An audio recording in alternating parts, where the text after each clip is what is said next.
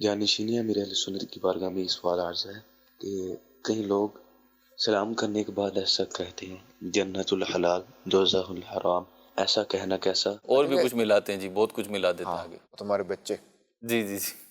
معاذ اللہ.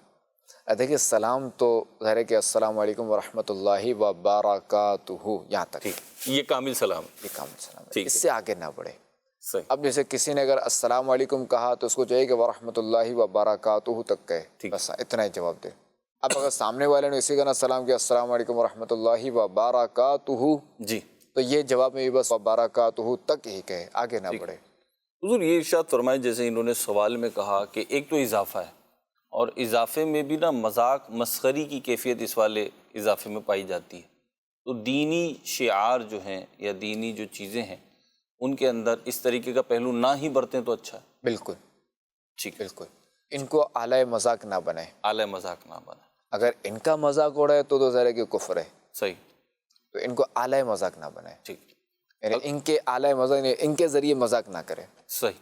ورنہ بعض معاملوں تو ایسے ہیں کہ جیسے قرآن آیت کے ذریعے اگر کوئی مذاق کرتا ہے تو یہ تو کفر ہے.